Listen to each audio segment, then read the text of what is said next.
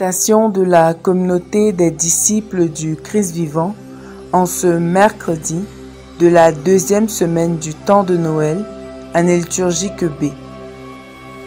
Évangile de Jésus-Christ selon saint Jean, au chapitre 1, les versets 29 à 34.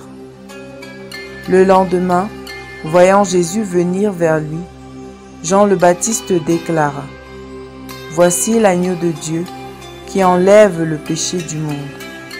C'est de lui que j'ai dit : L'homme qui vient derrière moi est passé devant moi, car avant moi il était. Et moi, je ne le connaissais pas.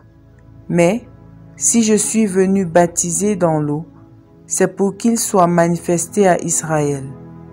Alors Jean rendit ce témoignage. J'ai vu l'Esprit descendre du ciel comme une colombe, et il demeura sur lui. Et moi, je ne le connaissais pas. Mais celui qui m'a envoyé baptiser dans l'eau m'a dit : Celui sur qui tu verras l'Esprit descendre et demeurer, celui-là baptise dans l'Esprit Saint. Moi j'ai vu, et je rends témoignage. C'est lui, le Fils de Dieu. Acclamons la parole de Dieu.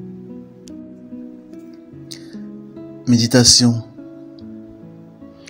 Bien-aimés dans le Seigneur, Dieu soit loué en tout temps. Nous sommes rendus à la deuxième semaine du temps de Noël.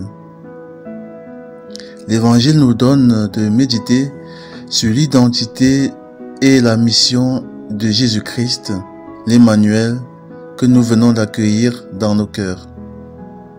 Qui est Jésus dont nous célébrons la nativité? La réponse nous a été donnée par le prophète Jean le Baptiste. Il est l'agneau de Dieu qui enlève le péché du monde. Autrement dit, il est l'envoyé du Père, venu nous libérer de nos péchés. Qui est Jésus? Il est l'agneau de Dieu. Pourquoi est-il venu dans le monde? Il est venu enlever le péché du monde, c'est-à-dire nous sauver de l'esclavage du péché. Le péché est un mal pernicieux. Il peut détruire le corps, mais surtout, nous sépare de Dieu, notre Créateur. Le péché gangrène l'âme. Il nous enlève la paix et la joie de vivre. Jésus est donc le remède contre le péché. Il en est la panacée. Cependant, il est venu chez les siens enlever leurs péchés, mais certains des siens ne l'ont pas accueilli.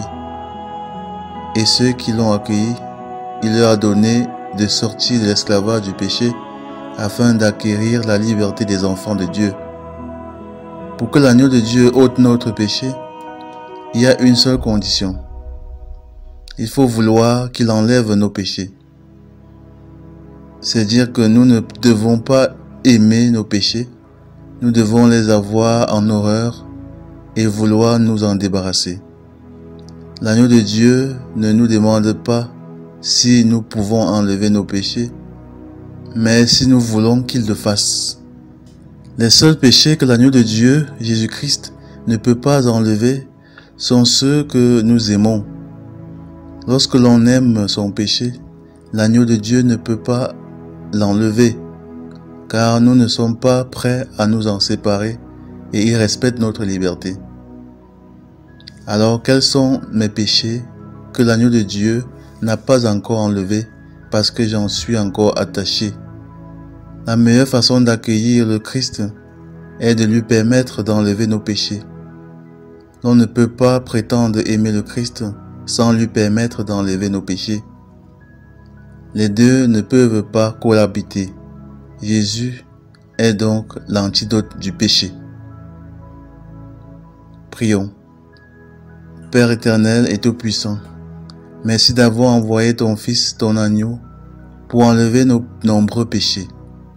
Accorde-nous la grâce de l'accueillir et de le laisser nous purifier de tous nos péchés. Par le même Jésus-Christ notre Seigneur. Amen. Intercession. Nous te prions pour les chrétiens qui ont perdu la grâce de la contrition. Donne-leur de savoir regretter leurs péchés afin que tu puisses leur en délivrer.